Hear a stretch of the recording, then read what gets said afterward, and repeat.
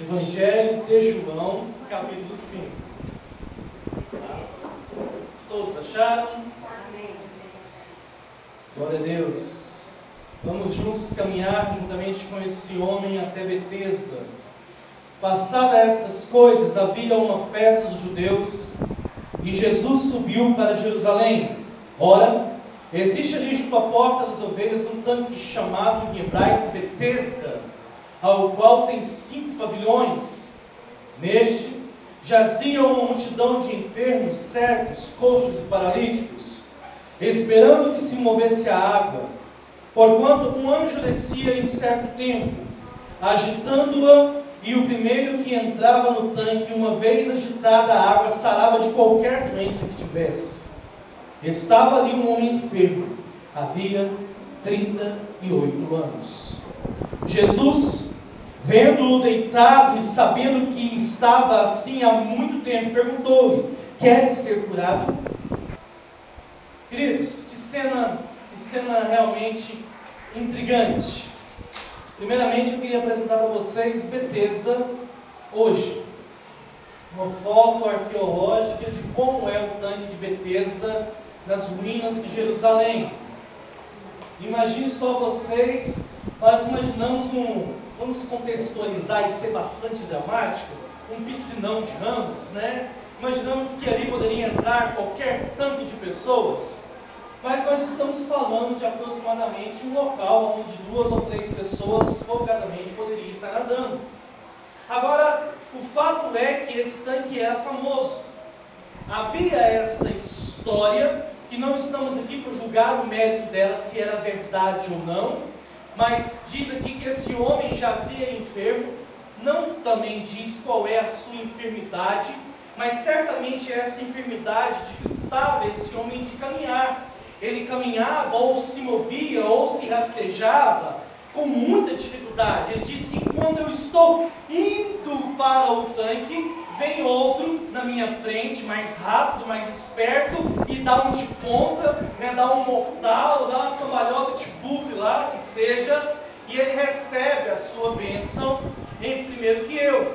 E a outra queixa desse mesmo homem é que não há um filho de Deus sequer que seja capaz de ter misericórdia da vida dele, que ajude ou que o pegue, que o coloque nesse tanque.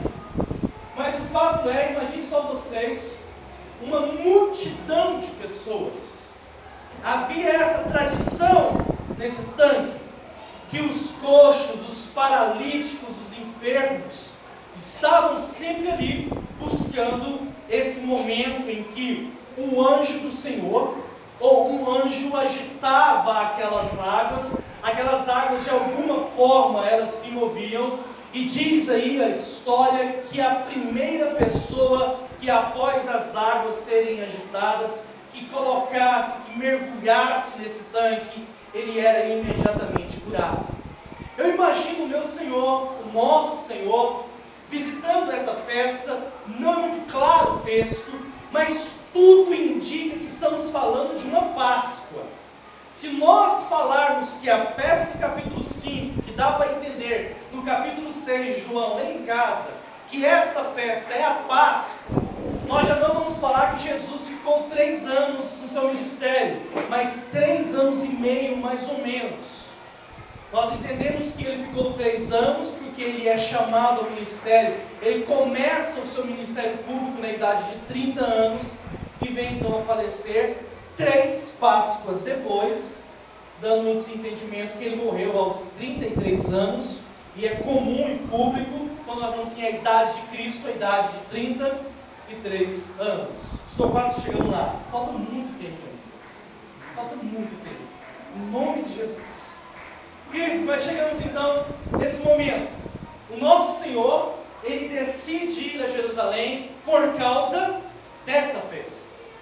E é verdade que a sua maior atividade não está concentrada em curas, milagres e nem em libertação. Jesus, ele usa todo o seu tempo, a grande maioria do seu tempo ministerial, discipulando, ensinando 12 homens a como viver de acordo com o reino dos céus, ensinando 12 homens a como mover através do poder de Deus, da sua palavra. E nesse momento, Jesus aproxima desse tanque. Não sei por onde.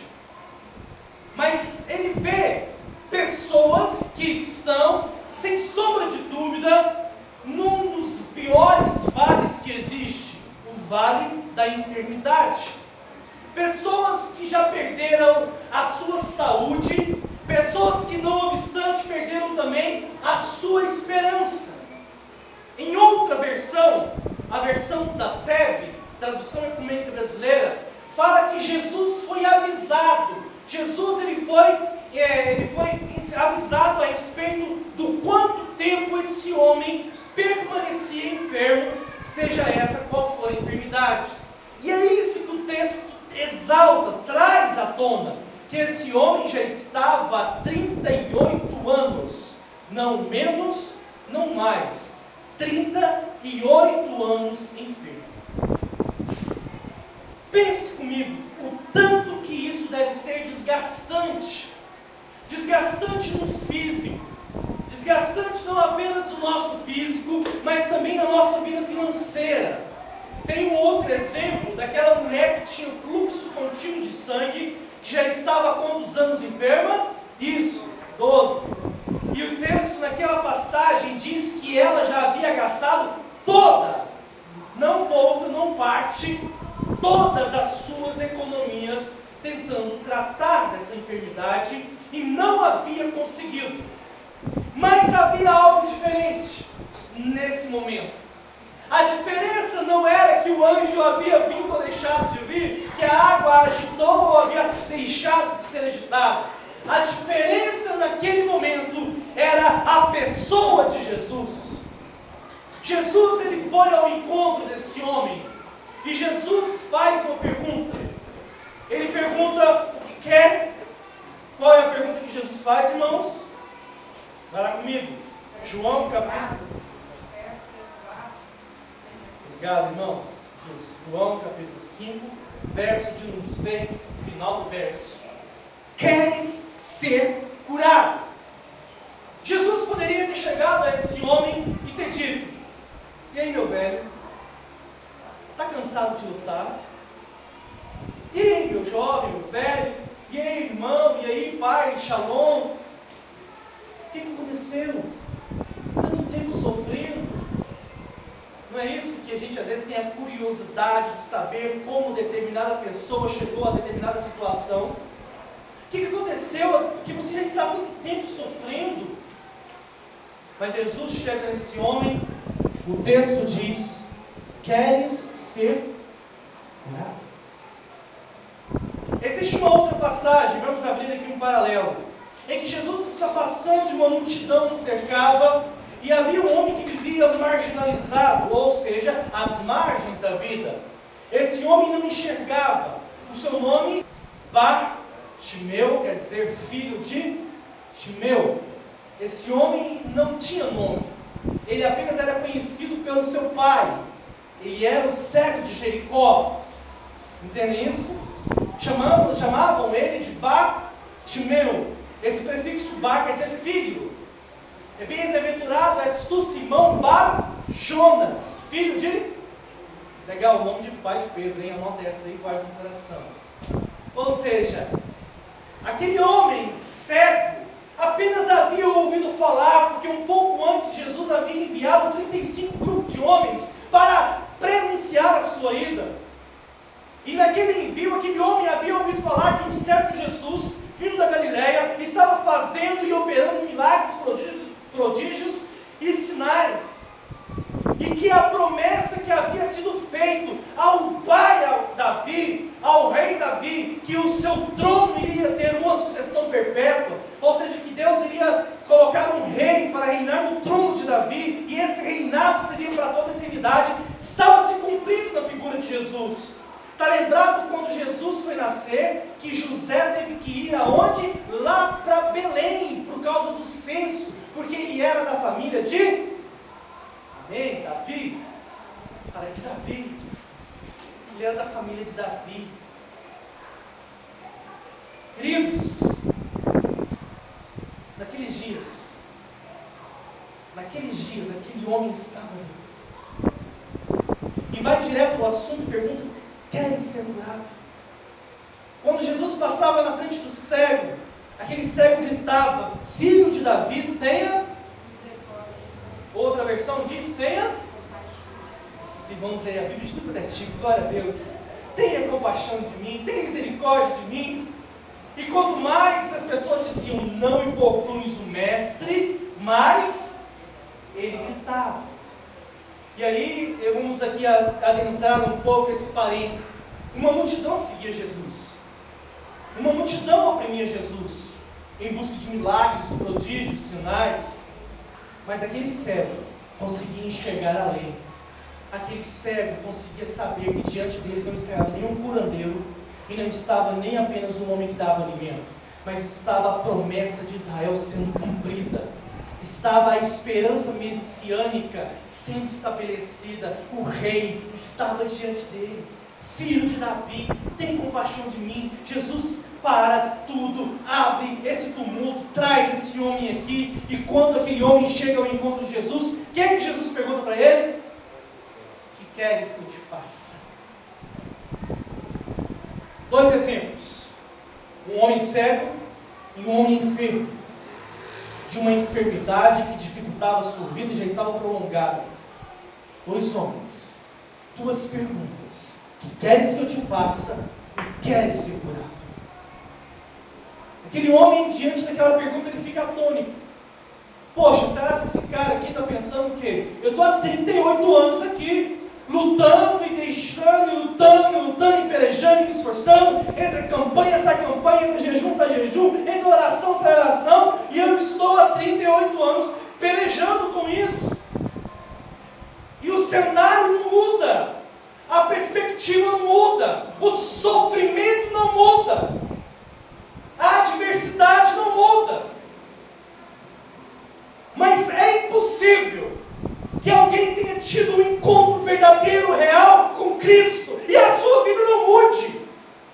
Todos aqueles que encontraram Jesus, a sua vida foi transformada. A mulher samaritana foi transformada quando Jesus desfoca toda aquela conversa e vai direto ao assunto: chama o teu marido. E a Bíblia diz que os seus olhos caem, e ela diz: não tem marido. E Jesus vai mais uma vez ao fundo do problema e diz: disseste bem, porque já tivestes? E esse que ainda você tem agora não é teu. O que quer dizer? É de outra. Aquela mulher se desmancha, aquela mulher abre a guarda, aquela mulher se rende, se arrepende. E o final dessa conversa está lá no capítulo de número 4, um pouco antes do capítulo 5, a partir do verso 42, quando ela entra em Samaria, gritando aos quatro cantos, dizendo: vem, vinde, vede, um homem que disse tudo quanto eu tenho feito. Porventura, não seria ele o Cristo? Não seria ele o nosso Salvador? Vamos voltar para Betesda? E aquele homem já estava perdendo a paciência. Senhor, eu já estou aqui há tanto tempo, esperando uma vez por ano um anjo. Agora, gente, pare para pensar. Desculpem a força de expressão, não se escandalizem, mas o tal da religiosidade é uma coisa terrível. Não é muito sarcasmo de uma divindade mandar um anjo num único dia no ano para que ele movesse as águas e fosse curado? Não tem algo de estranho nisso? Ou seja, você que sofre todos os anos, se você perder esse ano aqui, você não vai conseguir. Pare para refletir comigo, não é maldade? Não é muito assim uma baita de uma piada de mau gosto? E é nesse ponto que Jesus chega. Porque muitos de nós, igual àquele homem, igual a tantos outros, tem firmado a sua esperança em crendices, tem firmado a sua esperança em determinadas circunstâncias da qual Deus não manda que nós façamos. O poder de Deus, que opera na minha vida o milagre que eu preciso, está diretamente associado na sua palavra. É a palavra que cura, é a palavra que liberta, é a palavra que restaura.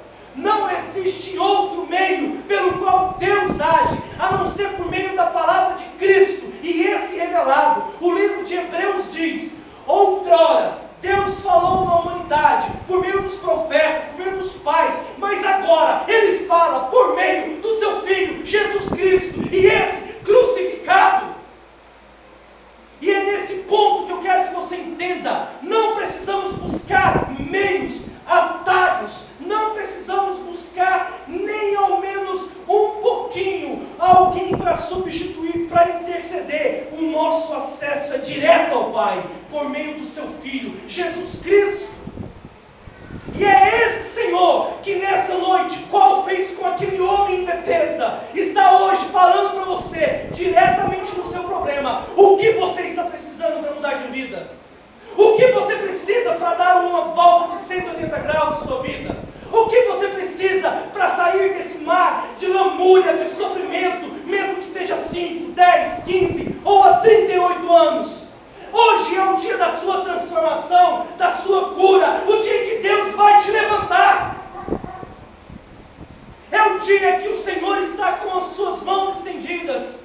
Não é um dia por ano, não é o momento que nós estamos aqui buscando, sofrendo, lutando para entrar na presença, mas é um Deus que está aqui, disponível para viver com você todos os dias, todo momento, todas as horas, para não querer apenas te dar uma bênção, mas para principalmente, deixa eu desacelerar aqui um pouco, eu estou começando a atropelar palavras, não apenas para te dar uma bênção, mas para fazer de você uma bênção.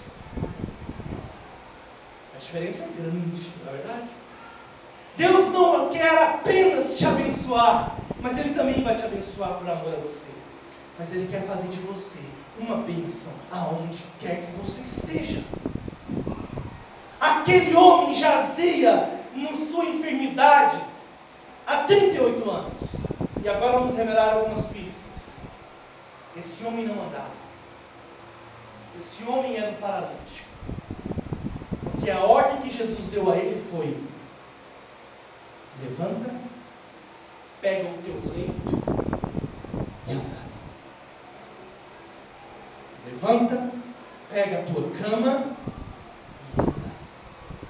Aquele homem, quando ele se levanta, conseguiu a sua vitória. 38 anos de sofrimento, de luto, de câncer, de pedido, e nada, só trevas, nada muda, cinza, e só mais cinza na sua frente, nada muda. Aquele homem não consegue ver uma diferença, ora, jejuma, busca, nada muda, mas aquele homem teve um encontro verdadeiro com Jesus, e essa foi a diferença.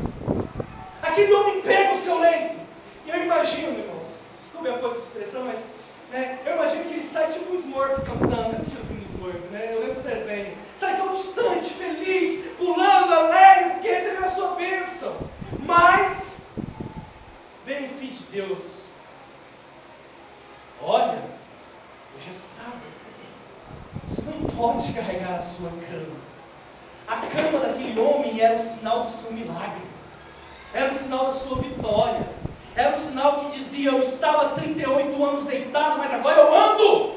Eu estava 38 anos na miséria, no pó, no sofrimento, mas agora Deus mudou a minha sorte. E vem ainda um religioso dizendo: você não pode caminhar, você não pode carregar a sua cama, porque hoje é sábado. A resposta daquele homem é de uma imensa graça. Olha, ele não diz isso, estou contextualizando. Se pode ou se não pode, resolve com quem me curou. Porque ele me disse: pega e sai andando. E eu andei. E aquele homem serviu de testemunho. Se você ler o Evangelho de João de forma corrida, do 1º ao capítulo 21 ao 22, você vai ver que nesses capítulos do Evangelho de João, motivos foram colocados para que Jesus fosse perseguido e posteriormente morto. E um dos motivos foi essa cura em Betesda. Um dos motivos foi esse. um momento em que Cristo liberta aquele homem no sábado, em que Cristo diz que no sábado, em outra passagem, é lícito sim fazer o bem, é lícito sim amar o próximo, é lícito sim ser um instrumento de bênção na vida daquele que precisa. Ou seja, independente da nossa religiosidade, se preciso for, quebre paradigmas, se preciso for, quebre tradições, para que o poder do Espírito Santo use a sua vida dentro da palavra para ser bênção na vida do outro, para ser um instrumento de justiça, para ser um instrumento de verdade, para ser um instrumento de misericórdia, contudo que o nome daquele que nos chamou seja glorificado, exaltado, e as nossas atitudes sejam pautadas pelo Evangelho. Essa é a nossa motivação, esse é o nosso combustível, essa é a nossa certeza, que se nós estamos fazendo isso, Deus está conosco, e o inferno não vai prevalecer,